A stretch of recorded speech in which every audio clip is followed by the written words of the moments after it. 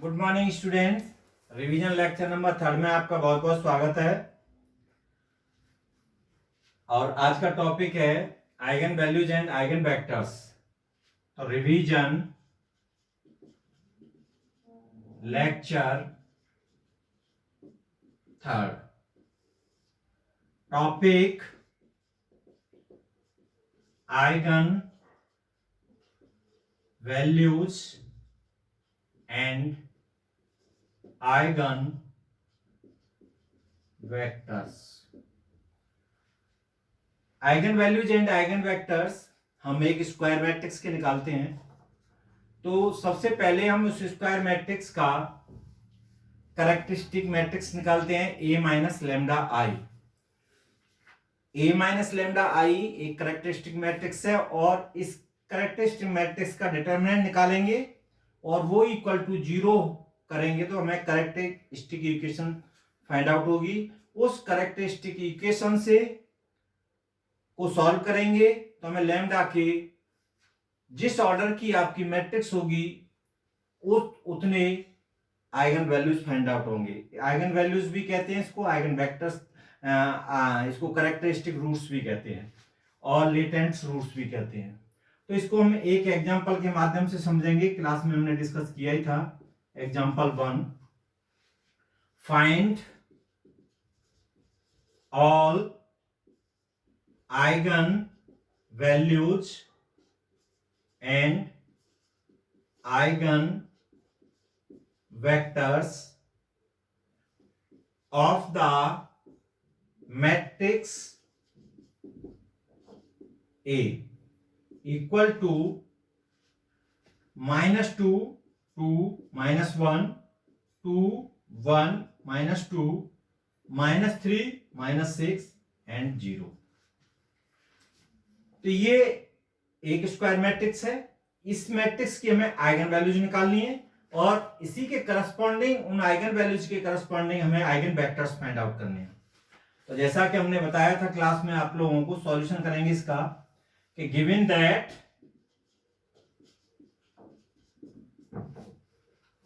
a equal to -2, 2, -3, 2, 1, -6, -1, -2 and 0। So this is the matrix given. This is the square matrix. So first we find characteristic equation. So now characteristic equation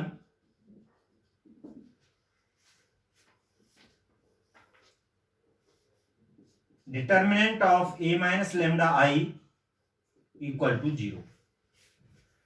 A minus lambda I, this is the characteristic matrix, और determinant of characteristic matrix equal to 0 is known as the characteristic equation. So this implies as A minus lambda I is the identity matrix. So -2 minus lambda, 2 -3, 2, 1 minus lambda, -6 and -1, -2 and 0 minus lambda equal to 0. A minus lambda I की value this is the characteristic matrix, and determinant of characteristic matrix equal to 0 is known as the characteristic equation. Now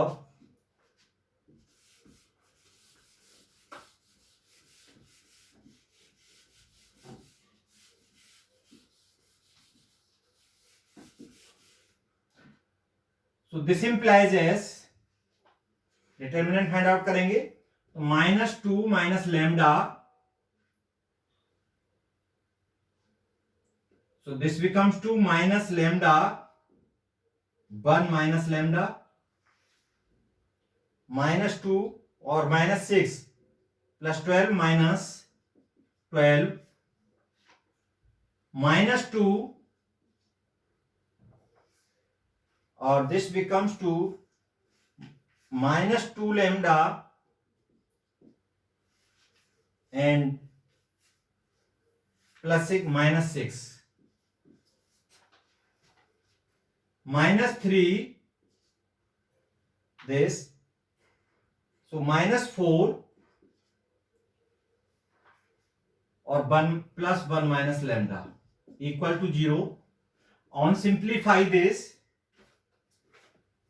we get lambda cube plus lambda square minus 21 lambda minus 45 equal to 0. Factorization, so this becomes to lambda plus 5, lambda plus 3 and lambda plus 3 equal to 0. इसको simplify किया तो ये हमें find out हुआ, और इसके हमने factor किए तो lambda plus 5, lambda plus 3, lambda plus 3 equal to 0. So roots of this equal to lambda minus 5, sorry, so lambda equal to 5 minus 3 and minus 3. तो we have 3 roots of the characteristic equation, और these roots are known as the eigenvalues. So these are eigenvalues or characteristic roots और latent roots भी कहते हैं इन्हें. तो हमें third order की मैट्रिक्स थी, तो 3 कैरेक्टरिस्टिक रूट्स मिलने चाहिए, अर्थात आइगन वैल्यूज फाइंड आउट होने चाहिए. तो हमें 3 आइगन वैल्यूज हमें इसमें फाइंड आउट हुई, 5, -3 और -3.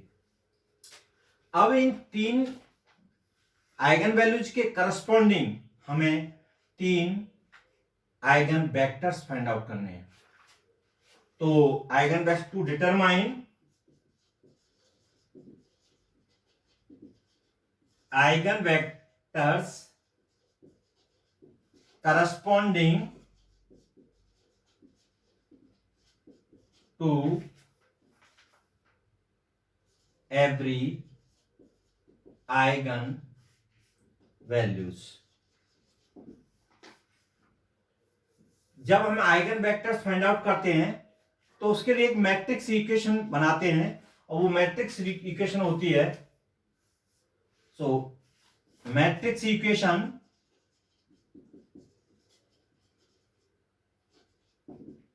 to find corresponding eigen vector, this is a minus lambda I x equal to 0. जिस लैम्डा के करस्पॉन्डिंग हम निकालेंगे वो लैम्डा की वैल्यू कैरेक्टरिस्टिक मैट्रिक्स में पुट करते जाएंगे, और हमें उसके करस्पॉन्डिंग आपको आइगन वेक्टर फाइंड आउट होगा. तो first we find corresponding eigenvalue lambda equal to 5.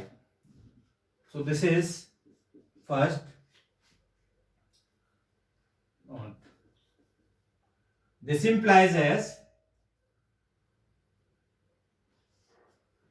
a minus lambda I, तो ये हुआ -2 minus lambda, 2 -3, 2 1 minus lambda, -6 -1 -2 0 minus lambda, और x है आपका x y z which is equal to 0 matrix आपकी 0 0 0. This is 1. Putting lambda equal to 5 in first, we get -2 -5 -7, 2 -1, 2 -3, 1 -5 -4 -6 -2 and -5, x y z equal to 0 0 0.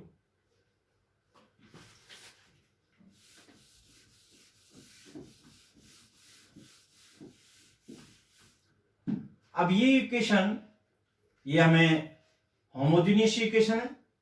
अब homogeneous equation system of linear homogeneous equation है.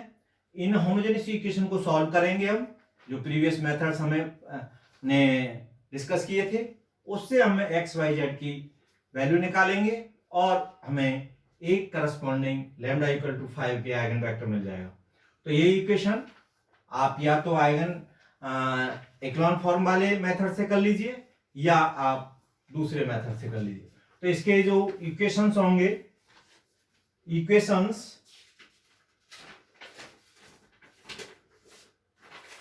This implies S, इसके equations होंगे -7x + 2y - 3z = 0।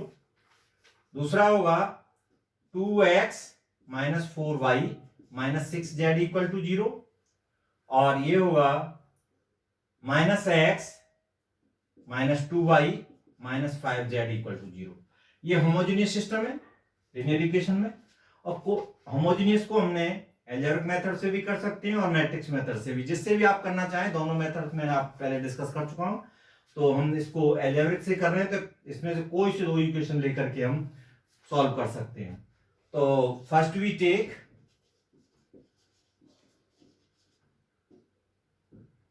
First two equations. So x y z, इसके लिए हम solve करेंगे। तो जब हम ये दो इक्वेशन ले रहे हैं तो इनका x के लिए कर रहे हैं, तो इन दोनों को हम ऊपर देंगे हाइट, और 2 × -6 -12, और ये हो जाएगा -12। अब y के लिए जब करेंगे तो इसको y को हाइड कर देंगे और ये हो जाएगा -6 और -42। और z के लिए करेंगे तो ये हो जाएगा 28 और -4। This becomes two x upon -24 equal to y upon -48 equal to z upon 24।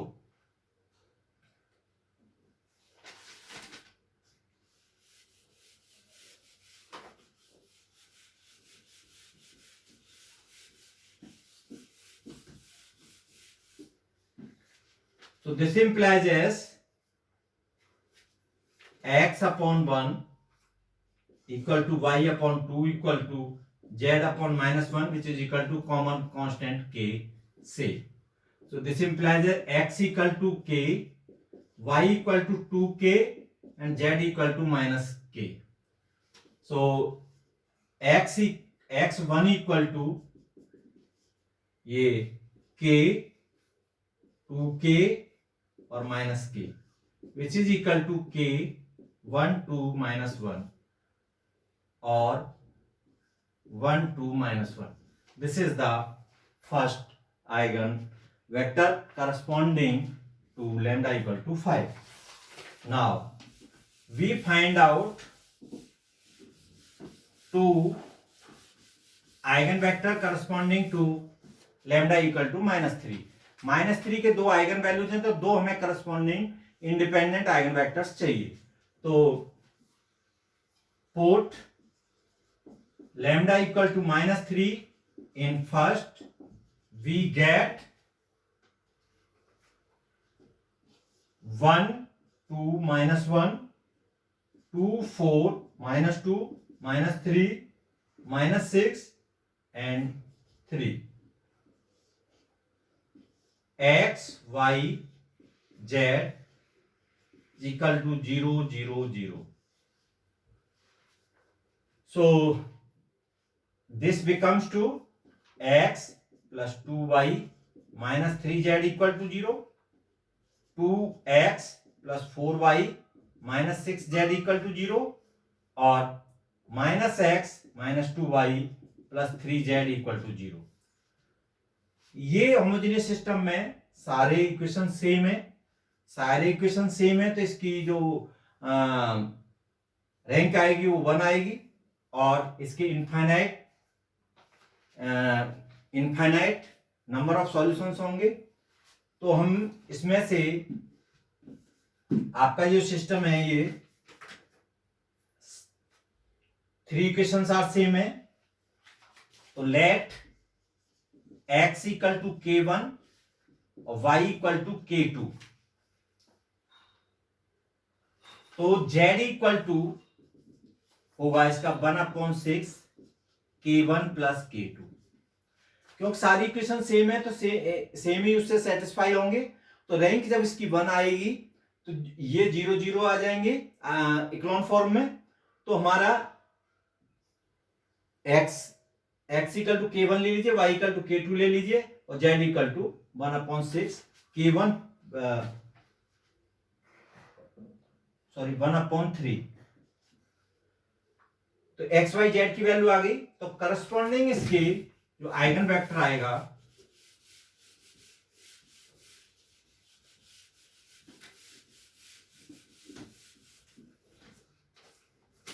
hence the corresponding eigenvector is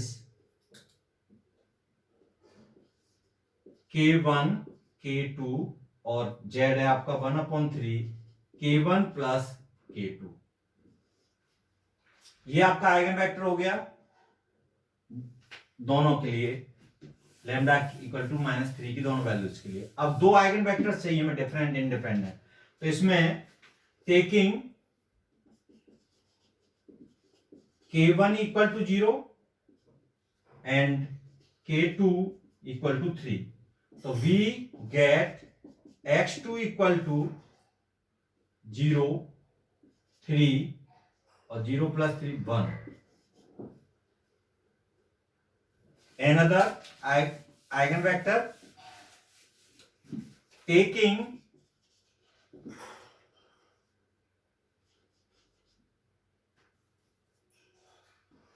k1 equal to 1 and k2 equal to 0, then x3 equal to 1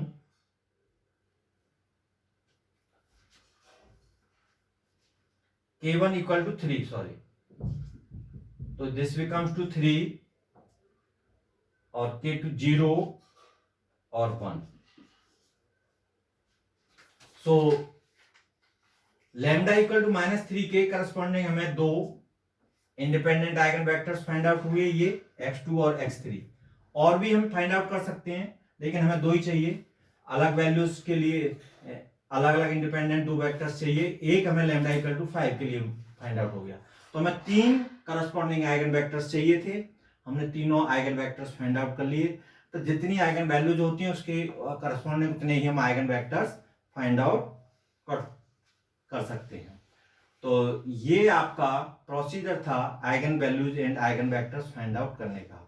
जब अब रूट्स आपके जब सेम आ जाते हैं तो आपको इस तरह से उसके आइगन वेक्टर्स को इंडिपेंडेंट निकालना पड़ता है अलग अलग।